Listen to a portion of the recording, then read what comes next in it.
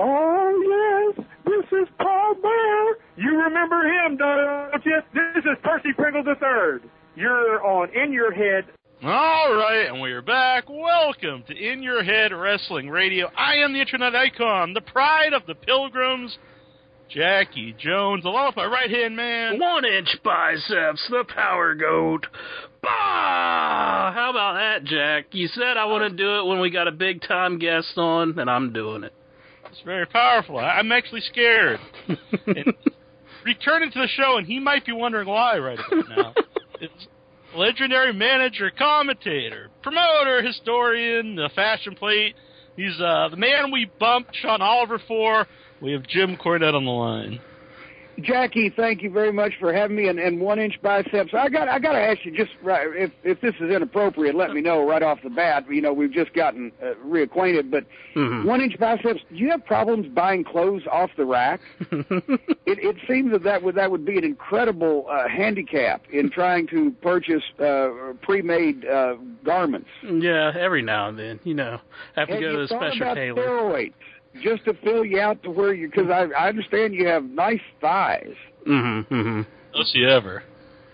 I have That's what Jackie keeps telling me. He's always talking about your thighs whenever we speak on the phone. You sent me that wallet-sized photo, as a matter of fact, that one time, but I wasn't sure whether that was his thighs or a Brazilian tranny. Well, that's the first time I've ever been mistaken as a Brazilian, so...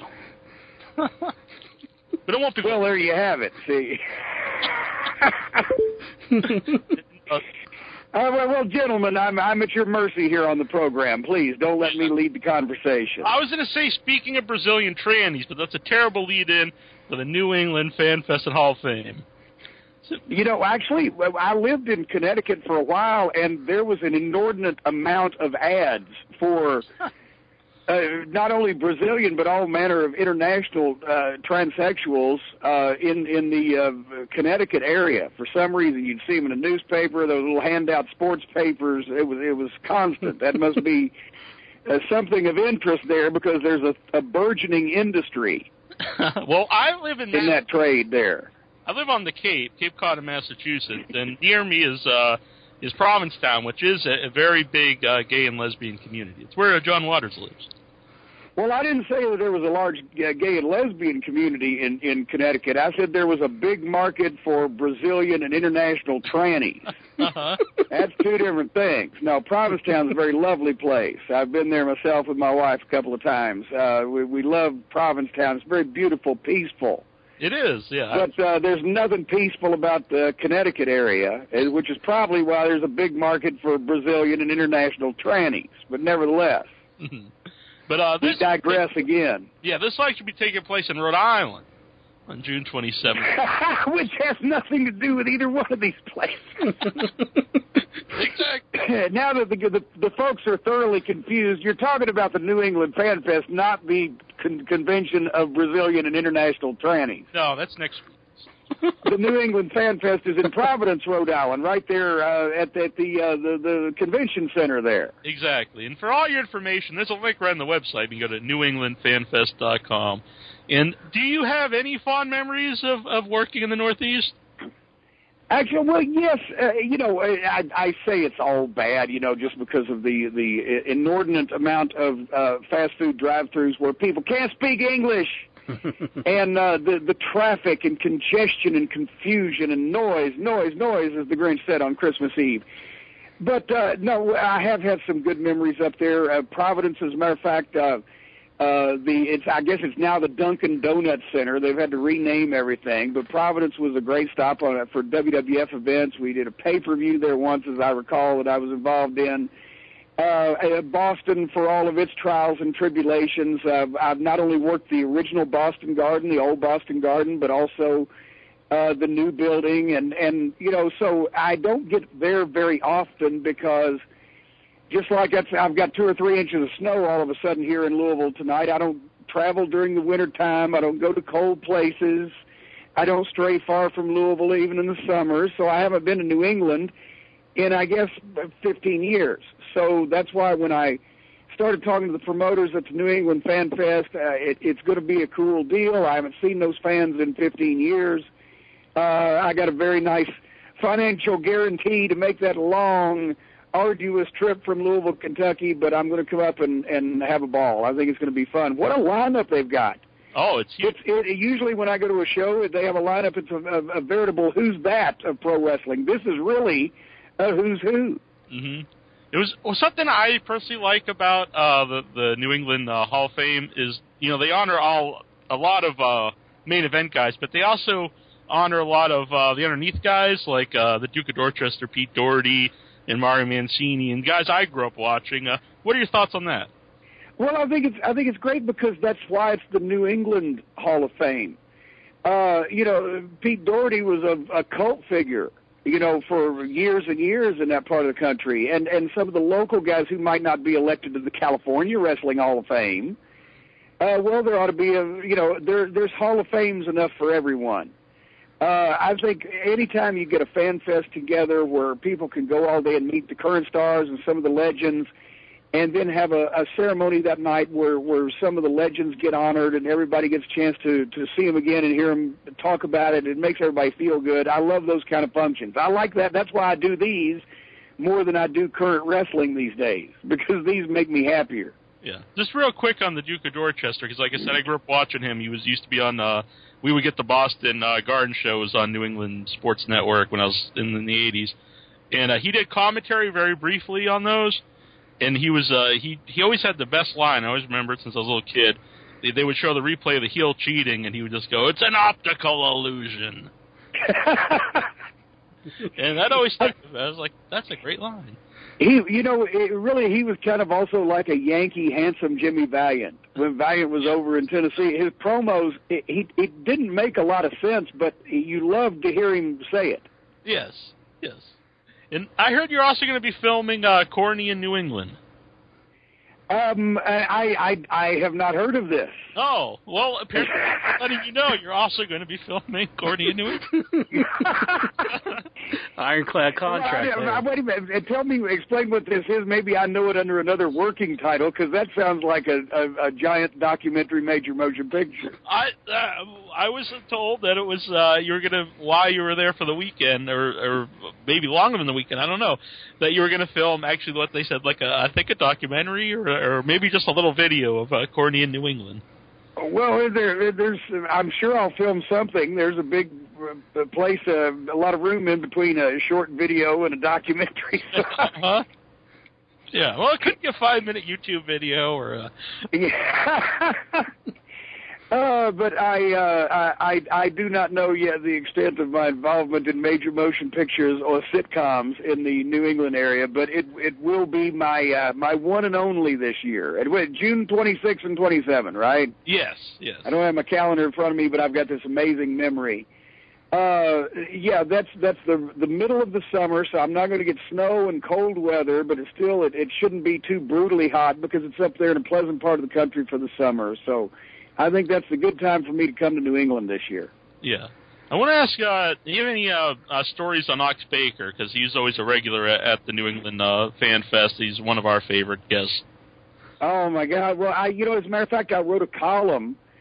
I write a column every month for Fighting Spirit magazine in the United Kingdom, and if you want to read all of them, you can also go to JimCornette.com, which actually, if you want to know about anything I'm doing, you can go to JimCornette.com. Live events, books, merchandise, videos, columns.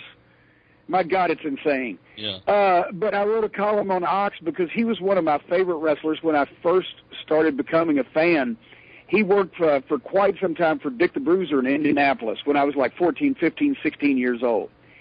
And me and my best friend, old Star Maker Bolin, we would watch Bruiser's show late at night, like 2 o'clock in the morning on Channel 4 from Bloomington that would come in real snowy. And Ox did the best promos. He was a horrible worker. He was a horrible athlete. I mean, his knees were bad, his back was bad, and it was a joke. He never took bumps. Even when Kurt Russell killed him and escaped from New York, he just fell into the ropes and hung there. He didn't take a bump and he was dead. Uh-huh. But he looked like the every great heel pro wrestler should look. It was like they dreamed him up and built him, and his voice and his promo was so incredible that he literally talked himself over, and he would go from territory to territory, because Ox didn't stay too long, or people might get a little tired in the ring, but he could go everywhere and be a top star, because what a promo. And we used to love to sit and listen to him just verbally eviscerate Vic the Bruiser. And, you know, and he'd tell Sam Miniker's the announcer, and he'd get that growly voice, and he'd say, "That no good dirty Bruiser.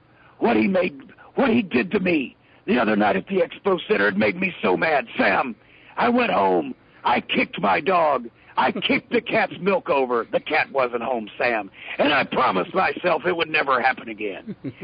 Oh, it was fucking great.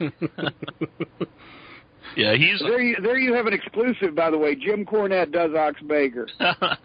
Yes. That was excellent. It was very well done. And speaking of your website, you have the Lost... We were speaking of the website, weren't we? Yeah. We were actually not long enough. Let's go back to it. Yeah, JimCornette.com, and it's easy to spell. And you got the Lost Cornette Classics up there. And for people who aren't aware of the website or the Lost Cornette Classics, you want to give people an idea of what they are. Well, it's another story about how ignorant Turner Broadcasting was when they bought Jim Crockett Promotions, and they bought a wrestling promotion and had no idea how to run it or who should run it. When the sale was completed and they were coming up from Atlanta to Charlotte to clean out Crockett's office and take back all the TV tapes and all the rings, whatever that they were interested in, right? I told the janitor, basically, the guy who performed maintenance around the office, I said, if they throw anything away, call me and I will come and get it, because I collect wrestling stuff, right? And who knows the history in Jim Crockett Promotions. So he calls me one afternoon. He says, yeah, they're all gone. They took everything. There's a bunch of posters, some pictures, and a bunch of boxes of film sitting out by the curb. They didn't want it. It's next to the dumpster. You can come get it. Oh, I go over there, and they have thrown away the 16-millimeter film of basically the existing archive of every arena match that Jim Crockett Promotions had taped or had filmed from the 1970s, because they used to take a film camera to the arenas when videotape was first coming in. Almost 40 hours of all of the Mid-Atlantic wrestling matches from the arenas, not TV from the arenas, or interviews with guys that they shot on film to put into TV, like Johnny Valentine coming to the Carolinas, and Ric Flair and Rip Hawk being introduced as a heel tag team in 1974. But it's the Flair and Steamboat matches, it's Anderson's, it's Valentine, Wahoo, Mulligan, Funk, Briscoe, Race. They just tossed it. So anyway, I preserved it. And 25 years ago, I gave 10 sets out to friends of mine that I knew collected wrestling tapes, and then I've kept it back. And finally, this past year, I've got somebody that's going through and transferring my videotape collection to DVD finally. And I said, well, people would be interested in this, and I put them up for sale on my website, and the response has been great. It's an 18-disc set, 36 hours, comes with a contents booklet.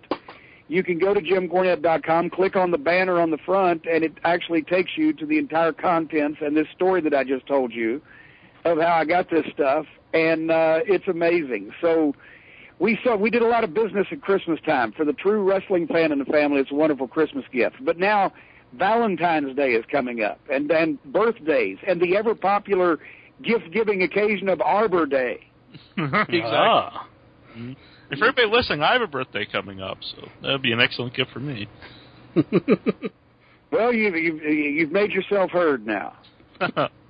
Yeah, but that's really awesome. And I saw some of them have the commentary, which I was since they were like the film, the house shows. How some of the stuff has commentary on it? Well, as a matter of fact, some of it has commentary from Gordon Soley, because it was films sent up from the arenas in Florida of wrestlers that were going to be booked and featured in the Carolinas area. So they sent that up on film to be put into the television show. at that point in time, and the film reel still existed because Florida operated the same way. They took film cameras to the arenas.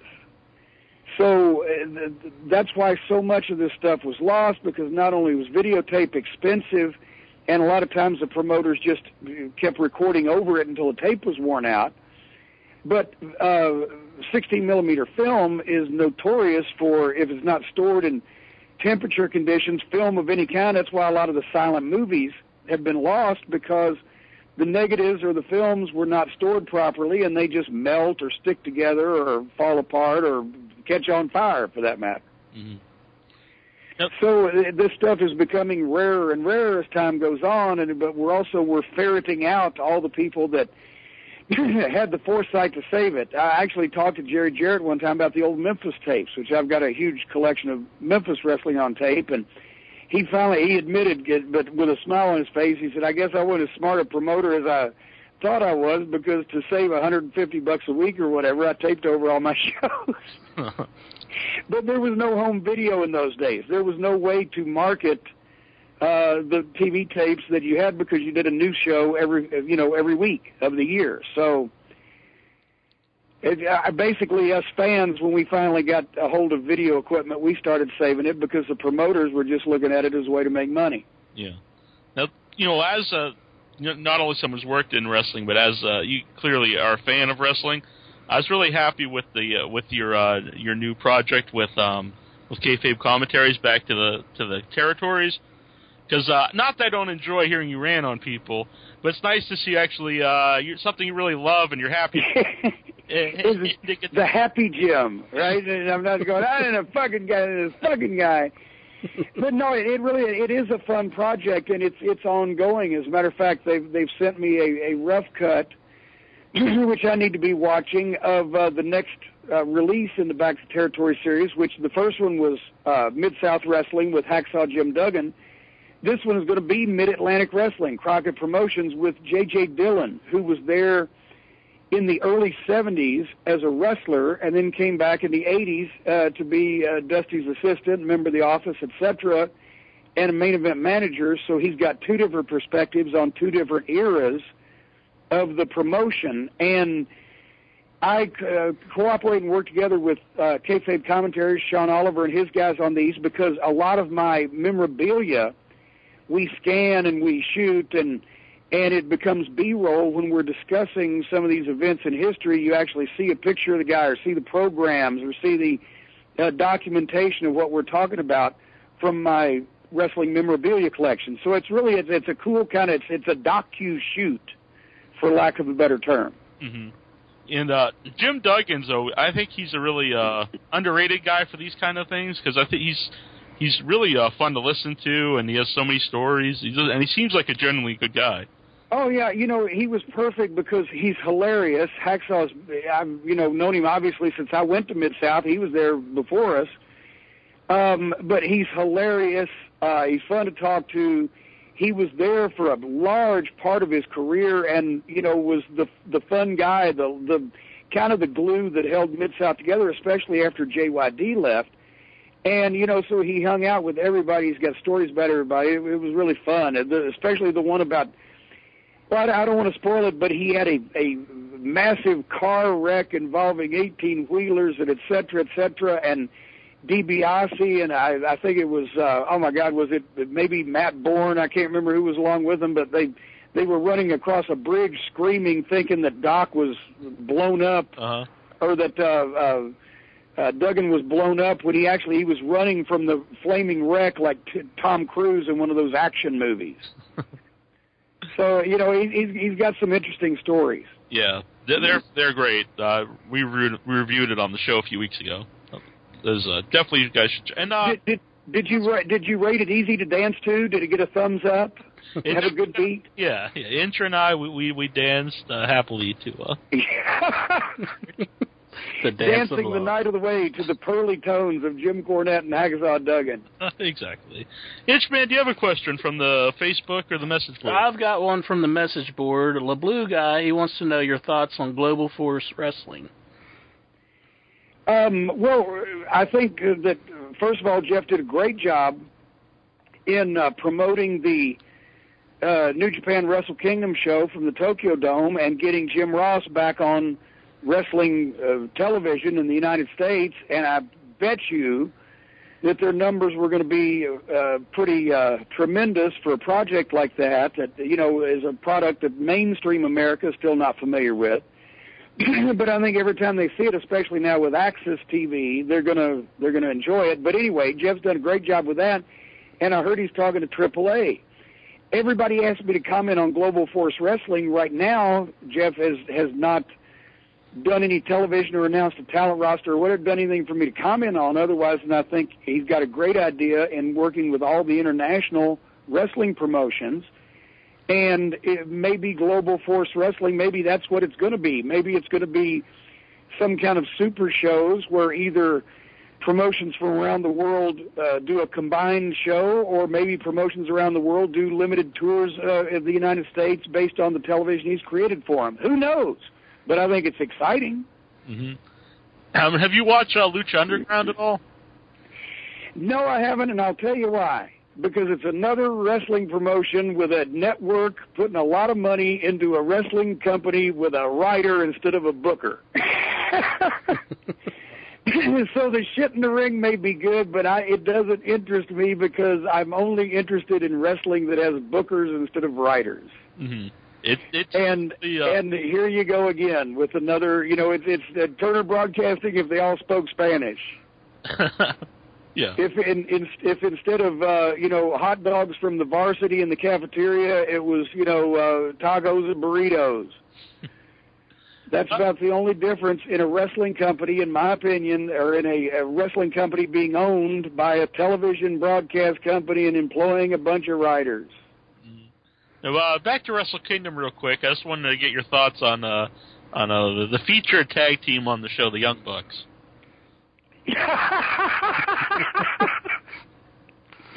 They blocked me on Twitter. Yeah. The Young Bucks, they blocked me. I've never been so insulted. No, I've been in riots. I've had a couple dozen people in their life try to kill me, and the Young Bucks thought it was going to hurt my feelings because they blocked me on Twitter. Apparently it came from, I gave a review of the show on my podcast, The Jim Cornette Experience, weekly on MLWradio.com, for those so inclined. And theirs was the first match. There's the first one I reviewed, and then I went on, and I didn't like the first hour of the show, and I loved the rest of the show, but I thought that their match was a 4-team, 8-man match to open the Wrestle Kingdom show, to give the United States fans that are watching, at least from my perspective, the first look in English language, blah, blah, blah, at this great promotion. But nobody really is going to know who any of these guys are, except for the hardcores that's going to be watching anyway. But you couldn't tell who was whose partner. Nobody got over. It was a mess. They had to go out there in 15 minutes. 8 guys did every move they've ever known, ever learned, to each other. Nobody registered it. You couldn't tell who was on whose side. You couldn't tell who was going to try to win this thing. It wasn't even a tag match. It was just a mess. And the Bucks also did this move to this guy where one picks him up and like he's going to give him a tombstone pile driver, and the other one leaps to the top rope, leaps off the top rope, does a front forward somersault, grabs the guy's legs, and they give him a spike pile driver. Boom. Cover him. 1, 2, somebody breaks up the pin, and they all continue the match, and the Bucks didn't even win. And so I made the comment that if somehow 2 guys had given that move to another guy on a show I was responsible for, and that guy left the arena under his own power, I would fire all 3 of them. And they got mad and said something about, well, we didn't like it when you booked Ring of Honor either. Nobody did or whatever. So I'm sorry. I apologize to you guys. You've sold out many more arenas than I have. And then I started getting people, well, they sell out in Japan. And I said, well, please give instances of same. Well, the opening match is just as important as the main event. By that logic, the Mulkey brothers sold out the Charlotte Coliseum. Mm-hmm. So I just gave an opinion. The Bucks got mad. I'm sorry, but it's true, and a lot of people in the business think so. It's just that they look visually like small children And they have to make up for it, they think, by doing all this devastating stuff, but stuff ain't devastating if you don't beat people with it. Then you're just going out there exposing the business because you can do a bunch of moves, but you can't ever, actually whip somebody. And it's skewed thinking, in my opinion. Yeah. But that's just me. No, I was just going to say, I actually don't even remember that move, but I watched the pay-per-view, but I always remember, Arn Anderson, Tully Blanchard, Spike Pile Driver, and that was decades ago. So. But they actually won with the moves, I think. Yeah, well, and they at least the guy didn't get up afterwards, even if they got disqualified. But I pick at nits now. I pick at nits. But anyway. I want to remind everybody, June 26th and the 27th, Rhode Island Convention Center, the New England FanFest and Hall of Fame, and we'll go over a couple of names here quick, but I do want to know, what was the difference between being a manager in the South and then in Northeast? Did you have to do things differently?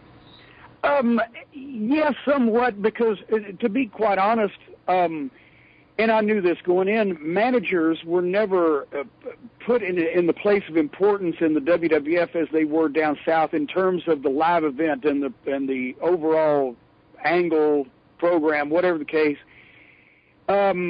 Because apparently, they had the tradition in the Northeast of the managers really just talked for the guys at television, and then maybe they'd walk to the ring in the garden. And down south, the managers on the show and the manager with the heel was an intricate part of the whole thing. So I did basically a lot less. It was a whole lot easier working in the WWF as a manager than it was in the NWA, because half the time nobody would even get to me. Literally in the NWA, in every house show match we had, unless it was just something for us to get over, the babyface were going to get a hold of me, or I was going to take a bump, or I was going to work interfering. Or we're going to do all that shit, and a lot of times with Yokozuna, I just walked to the ring and cheer him on, and that was it. Yeah.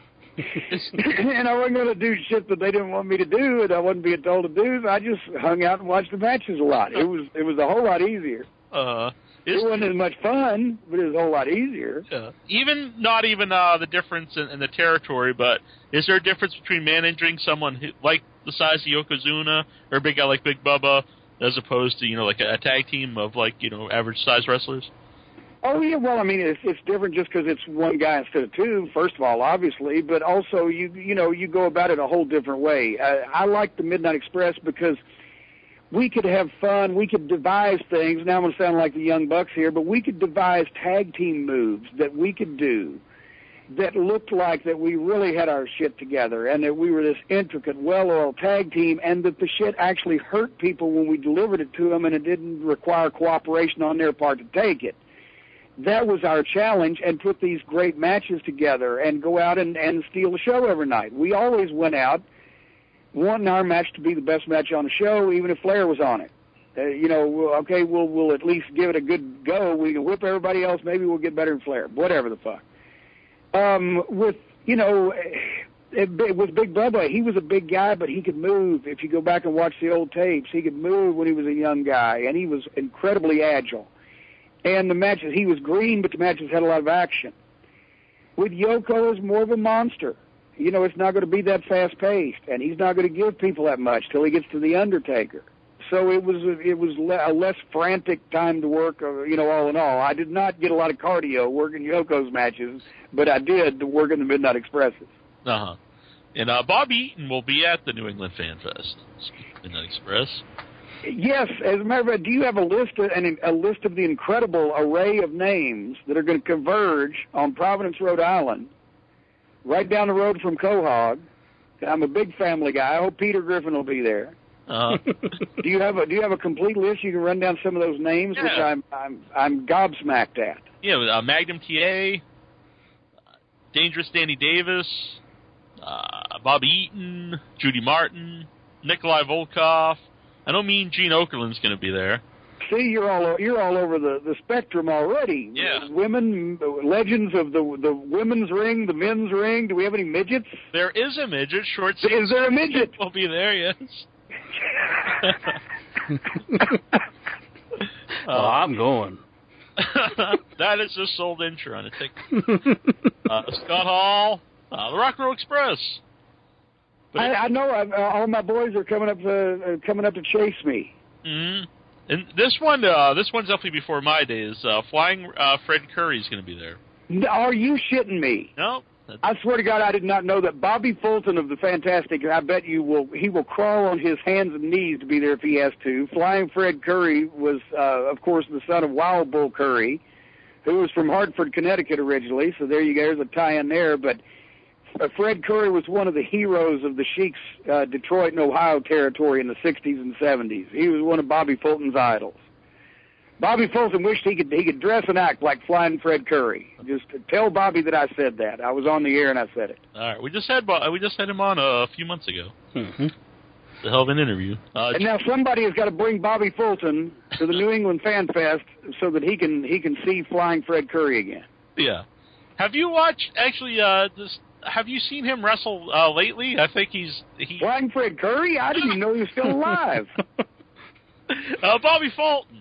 Oh, see now, you too many pronouns. You just said him. I wasn't sure what was going on. Actually, I have. Bobby is insane. He's my age. He's always taken better care of himself, at least with exercise and that in terms of that. But he's had problems with his eyesight over the last year or two, and he still every once in a while gets in there and wrestles because he loves it. And I worry about him and wish that he would take up crocheting or something a little safer on the body. His kids are great heels. He brings his 2 kids to the ring sometimes. Most children I find are great heels, but his are even they have not fallen far from the tree. Exactly. They're both nuts. Yeah, Superfly Jimmy Snuka. Why immediately I say they're both nuts? You got Superfly Jimmy Snuka? He'll be there. What are you trying to imply here? I just said that he will be there. He will be there. Oh, you because of the coconut thing. You're talking about, see, you're a Piper fan. I am a Piper fan. Growing up in the Northeast, that was my favorite. Let's see. Eric Bischoff. Well, I guess there's got to be one SOB in every crowd, doesn't there? Oh, J.J. Dillon will be there. What, and a fine man. And J.J. is the subject, of course, of the Back to the Territories release on Mid-Atlantic Wrestling upcoming from shootinterviews.com. Did I mention that? Yes. And you can watch it on Roku now, which is awesome. As soon as I figure out what one of them fucking things are, I'm going to start watching it. Yeah. You can watch it on the computer, you can watch it on the TV. It's very cool. And what is cool, too, is not only is the Duke of Dorchester, Pete Doherty, there, who I brought many times in the interview, but so will the Golden Terror. And for people who aren't aware, that was Duke with a mascot. It's sort of like a Foley situation, is what you're saying. Exactly. Sort of like the Mankind Dude Love Mick Foley Cactus Jack. The three-face trilogy or quadrology, quadrophenia. And he will be there too, Mick Foley. Oh, I thought you meant Pete Townsend. From the Who? Let's see. The Killer Bees. Killer Bees will be there. Belushi and Aykroyd? We are the Killer Bees. Yes. That would be pretty cool, though. Let's see. George Animal Steel. Joey Styles. Amazing. Styles, he's one of those right-wing Republicans. You got to watch him, but he's all right in small doses. There was a recent guest on the show who well, I won't name names, but he did say you were too liberal on your podcast. Well, I can't imagine what kind of dumb shit that would have been. Now I hate to bring up another name because then you'll just tie it in with dumb shit. But there's a lot of other people here. Zeus, Donnie Lister. Keep going. The living legend, Larry Zbyszko. You gotta love there you go, the legend. Mm-hmm. Zbyszko is, and I'm sure he's going to get some golf in that weekend while he's up there. I would assume so. I think he might hold the record for most appearances on the show, Larry Zbyszko. Howard Finkel. The Fink. And nobody is going to outthink the Fink. Exactly. I did outthink the Fink once on that one. What was their show they used to do on the WWE? Fight This. Fight This, yeah. Yeah. I never got my prize, though. But I did. I thought you were going to say you never got bit. No. And I have Tony Atlas. I'm sure he'll be laughing.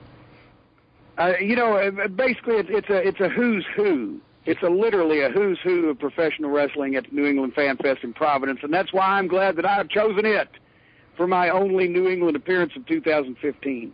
Excellent. I'm looking forward to seeing you there.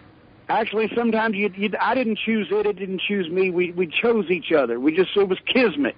Yeah, you were destined to be there. I was destined for this, so I do encourage all my fans, both of them, in New England to come out because I don't get up there, as I said, often. I am looking forward to seeing everybody because I have had some fun up there in the past, and also get some legitimate pizza and other things that you got to go to the Northeast for. I agree. And I appreciate you guys having me on. Speaking of legitimate things to eat, my better half is awaiting the dinner hour for me to get done, and I think dinner is cheaper than a divorce lawyer, so I may have to sign off. That's excellent. That's just wrapping up. We knew what we were doing, but thank you for coming on. It's been a good time.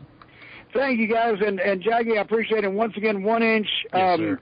There's got to be some kind of therapy, man. I just hate to see you walking around with that the dental floss hanging off your shoulders with those nice thighs that you've got. I appreciate the concern. I'll email you my doctor's number. He'll put you up on the rack, take a look at you. I'm telling you, he's wonderful. Every year he gives me my exam. He's so smooth. He sticks his finger up my ass. I hardly even feel it. He's got both hands on my shoulders the whole time. Anyway, I'll talk to you guys later. Thanks a lot.